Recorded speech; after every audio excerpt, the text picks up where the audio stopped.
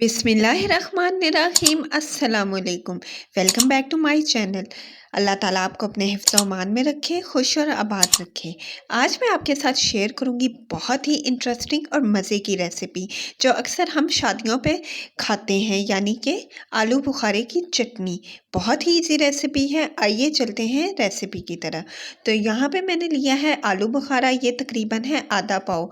इसको मैंने अच्छे से वॉश कर लिया था। इस तरह से देखें, कुछ मैंने बड़े आलू बुखारे लिए हैं, कुछ मैंने छोटे आलू बुखारे लिए हैं। यानी कि मैंने यहाँ पे मिक्स आलू बुखारा लिया है जो कि ड्राई है। तो मैं आपके साथ सारे टिप्स एंड ट्रिक्स शेयर करूँगी जिससे आपकी आलू बुखारे की चटनी बहुत ही अच्छी बनेगी। तो यहाँ पे मैंने पैन लिया है, पैन मैंने फ्लेम के ऊपर रख दिया है। इसमें ऐड कर रही हूँ 2 ग्लास पानी के। ये गया हमारा पहला गिलास और ये गया अब हमारा दूसरा गिलास।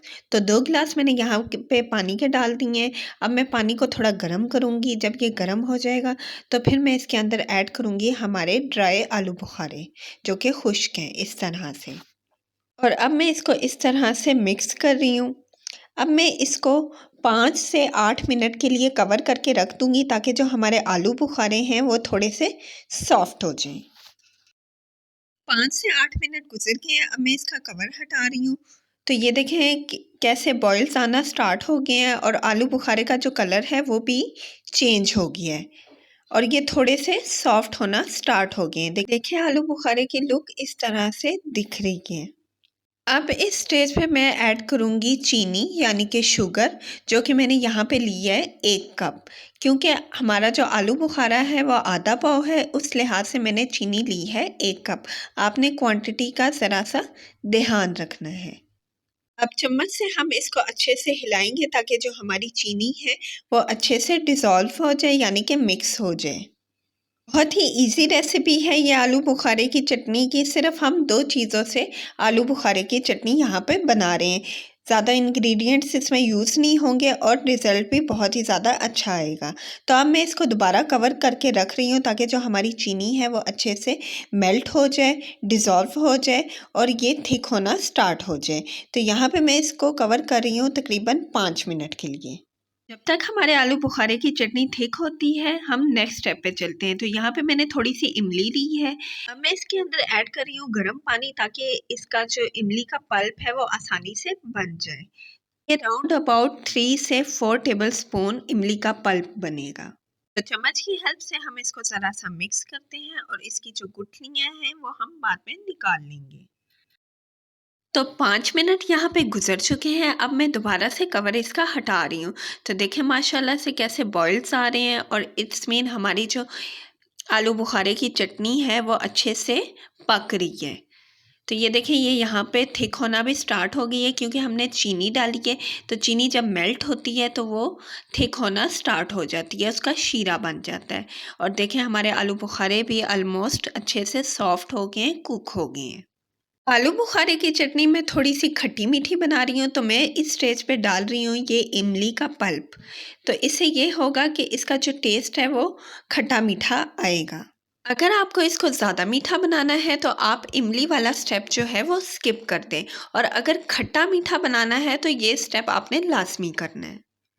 मैं इसको यहाँ पे अच्छे से मिक्स कर रही हूँ और इतना अब मैं इसको कुक करूँगी कि जो हमारी आलू बुखारे की चटनी है वो अच्छे से थिक हो जाए, उसकी जो कंसिस्टेंसी है वो थिक हो जाए। नेक्स्ट मैं यहाँ पे ऐड कर रही हूँ नमक, जो कि मैं ले रही हूँ हाफ़ टी स्पून। इसके अलावा मैं यहाँ पे डाल रही हूँ 1 टीस्पून ही सिरका। सिरका डालने से ये होगा कि जो हमारी चटनी है वो हम लॉन्ग लास्टिंग पीरियड के लिए स्टोर करके रख सकते हैं फ्रिज में आसानी से। ये बिल्कुल ख़राब नहीं होगी, ना इसका कलर और टेस्ट चेंज होगा। तो माशाल्लाह से यहाँ पे हमारी आलू बुखारे की जो चटनी है वो बिल्कुल रेडी हो गई है। इसकी थिकनेस चेक करें, इतनी है। तो जब ये ठंडी होगी तो ये मज़ीद थिक हो जाएगी। इस स्टेज पे अब मैं फ्लेम को ऑफ़ कर रही हूँ। नेक्स्ट मैं यहाँ पे ऐड करने लगी हूँ बादाम। बादाम को मैंने पील ऑफ कर लिया था। पील ऑफ मैंने इस तरीके से किया था कि गर्म पानी के अंदर मैंने बादाम डाल दिए थे, उससे बहुत आसानी से छिलका जो है वो उतर जाता है और बादाम भी थोड़े से सॉफ्ट हो जाते हैं। इसके अलावा मैं ये 4 मग्स डाल रही हूँ।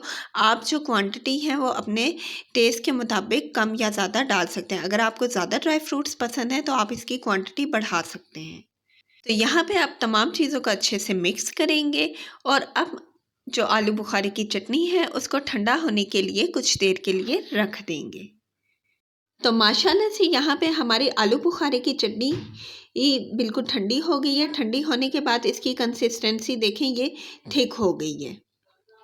इस माह रमज़ान में आपने ये आलू बुखारे की चटनी ज़रूर बनानी है। आप इसको बनाएं और स्टोर करके फ्रिज के अंदर रख दें। इस आलू बुखारे की चटनी को आप एंजॉय कर सकते हैं सहरी के पराठों के साथ, फ्रूट चाट में, चना चाट में, किसी किस्म की भी चाट वगैरह में ये यूज़ होती है।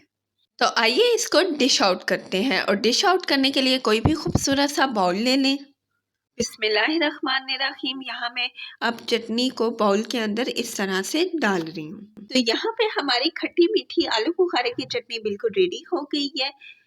तो अगर आपको मेरी ये आलू बुखारे की चटनी की रेसिपी पसंद आई है तो प्लीज़ मेरी वीडियो को लाइक करें और मेरे चैनल को सब्सक्राइब करें और बेल आइकन पर प्रेस करना बिल्कुल ना भूलें ताकि आपको मेरे लेटेस्ट वीडियोस की नोटिफिकेशन सबसे पहले मिले। तो अगली वीडियो के लिए टेक केयर एंड अल्लाह हाफिज़।